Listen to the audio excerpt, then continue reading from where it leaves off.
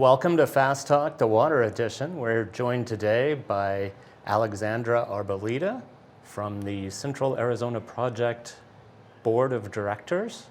Welcome. Thank you. It's a pleasure to be here. Did I get your title right? You were just mentioning it's Central Arizona Water. Yes, so we're technically called the Central Arizona Water Conservation District Board of Directors, but our job is to oversee the Central Arizona Project Canal, and so everybody uses those terms interchangeably. Oh, good, because that's the only one So I know. it's okay. So I will go with that. Tell us about the CAP, Central Arizona Project. What exactly is that? Sure. So Central Arizona Project is a canal that's 336 miles long, and it starts at Lake Havasu on the Colorado River. Water is pumped uphill, and then through a series of gravity flow pumps, there's 14 pumping stations, we pump water uphill about 3,000 feet. Wow. And it serves water to 80% of Arizona's population who live here in Maricopa, Pinal, and Pima counties. It serves water to municipalities, private water companies, agriculture, Indian tribes, and it's about 40% of the water supply for this region. And I guess a little bit of history, it was in 1968, Congress approved the Colorado River Basin Project Act, authorizing the CAP Canal, signed by President Lyndon Johnson. Then the Central Arizona Water Conservation District was formed in 1971, and construction began in 1973 on the canal. It took about 20 years to build the whole thing and finally deliver water down to the Tucson area, and it cost about $4 billion. Well, that must have been quite the engineering project. Quite a marvel of engineering, certainly for its time, but even in today's standards. So one long canal coming from the far west part of the state comes through central Phoenix on down through Pinal County and into the Tucson area? That's right. And then how does the water get off the canal? Well, so the first part of the canal, there aren't that many users. But then when you get just in the West Valley outside of Phoenix, we have different points where the water is diverted, and depending on the use, it may go to a water treatment plant and then get delivered, say, to a city, or it may go to agriculture, to an irrigation district, or to an Indian tribe, and it's all controlled at our headquarters. So that's up by 7th Avenue and Deer Valley Road, and we have a control center where, we can see exactly where the water is going, and it's monitored 24/7. So we can control releasing how much water is released when and where. And then we also have a storage reservoir at Lake Pleasant. So people know that for, a nice place to go out on your boat, spend the day, but that's the CAP, it was built to be our storage reservoir. So in talking to SRP, for example, they built dams on the river systems, and those are reservoirs for our water. Lake Pleasant is a reservoir for water. So essentially all of the lakes in the area are water retention areas that were man-made? So most of them are man-made reservoirs that were, the dams were built and then the water is stored behind the dams, especially on the SRP system. CAP is a little bit different. So we take water from the Colorado River, and the reservoirs on the Colorado River, the main one that stores water to deliver to the lower basin, which includes Arizona, California, Nevada, and Mexico, that's Lake Mead. And that's the one we've been reading about in the news quite a bit. And then there's also Lake Powell that's at the bottom of the upper basin, which includes Colorado, Wyoming, New Mexico, and Utah. And Lake Powell receives water from all of the upper basin states, and there's quite a few reservoirs in the upper basin as well, smaller reservoirs. But the two biggest ones are Lake Powell and Lake Mead, and they kind of store our Colorado River supply. And then once it gets, Arizona takes its allocation, well, the Central Arizona Project takes its allocation at Lake Havasu, that's diverted. And then Lake Pleasant is kind of at the top of our system on the canal where we start delivering. So it operates as a storage reservoir, but within our canal system. So we have this long canal, it's bringing the water down. There's some smaller canals or even just distribution sites for that water, and then it comes on down. But who would be the primary users on the system? Yeah, so we have municipalities and private water companies that receive water from our canal, Indian tribes, and agriculture. Those are kind of the primary So some groups. Drinking water for the municipalities? Yes, it Okay. is drinking water. So some are using it for the drinking water, and then it sounds like quite a bit of agricultural use. So with the changes that are happening on the Colorado, what does that really mean for people, and what does it mean for the CAP? Yes, that's a very good question. So we are experiencing a 20-year-long drought.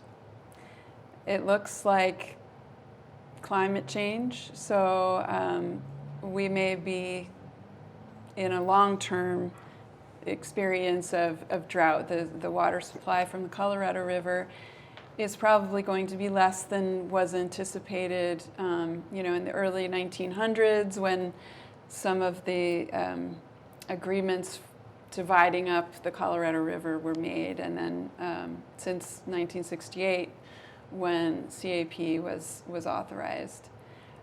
So because of this experience of drought and water shortages, we're having to figure out how to cut back. And Central Arizona Project has a priority system in place. So in times of shortage, when we're not receiving our full allocation of water, municipal and industrial uses and the Indian tribes have the highest priority uses, and then agriculture has the lowest priority. So last year, the Bureau of Reclamation, who does projections looking ahead at the future water supply, they predicted that Lake Mead would reach the level 1,075 feet in elevation, and that under the agreements that the different states and Mexico and the United States have for operating the river, that would be a tier 1 shortage. And so that's what a lot of people are reading about now. So in a tier 1 shortage, that impacts entities like the Arizona Water Banking Authority and the Central Arizona Groundwater Replenishment District that were designed to store water underground or replenish water. It impacted them, but it also impacts agriculture in Central Arizona. So most of that is in Pinal County, and they are seeing this year their CAP supply is reduced by about 65%. So it's a substantial impact for them. Because of the drought contingency plan that we negotiated, there's a mitigation program. So if we didn't have DCP, they would be losing 100% of their supply. But through this mitigation program, they're receiving some additional water. But next year, assuming that we continue to be in a Tier 1 shortage, which that's what's being projected, they will lose 100% of their CAP supply. So they are having to adapt a lot of the farms there have rights to pump groundwater, and so they will be relying on those rights and using water from wells. However, even with that, even with access to some groundwater, they're going to have to fallow quite a bit of their land. So you mentioned they had 65% cuts this year, potentially up to the full amount next year, and so that they were trying to pump. And I know as part of the drought water contingency plan and some additional legislation, I think last year they were trying to get the larger wells ready and the pumping equipment. Do we know, I know it's a little bit out of your area, but do we know if they're ready to start pumping groundwater? Have they been pumping groundwater? How does that work? Well, I am familiar with that, and what I would say is they're making progress. There's different types of funding opportunities from the state or from the federal government, different grant programs that they've applied for and have received some monies to help them. What the challenge is that their irrigation systems were designed to deliver CAP water and then some groundwater to be combined with that CAP water. Since they're losing their CAP supply, their operating system requirements really change. And to make sure that they can continue to deliver water to the most productive lands in their district, they're having to make some upgrades to their system to drill some new wells or move wells around so that they have sufficient flow at the top of the system that can get the water, where it's needed. So it's not just about having the water underground and then being able to pump it out, but then you also have to be able to move it around to where it needs to go and where Exactly. it's most efficient to go. Pretty complicated, but that's sort of life in the desert, right? So were these things out of the blue, the drought and the contingency plans, or is this something that y'all usually look at over time?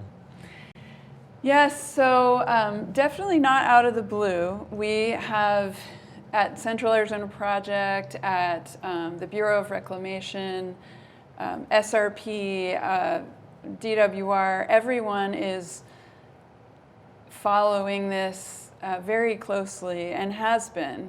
So, but at the same time, you can't always predict the weather. We're very dependent on how much snow there is in the upper basin. So the snowpack really impacts how much water reaches it downstream to us. And a lot of things go into that. Precipitation, how warm is it, at what time does the snow melt, how dry is the soil, and all of those things are followed. So I wouldn't say it came out of the blue at all. And the other thing I would say is Arizona, central Arizona, central and southern Arizona have always been a very arid environment. And we've known this all along, so we've planned really, really well. We've actually been pretty successful too in reducing our gallons per capita per day. So the amount of water that individuals consume is less than what it was in 1950. Some of that has to do with the fact that there's no new agriculture allowed in central and southern Arizona in our what we call active management areas.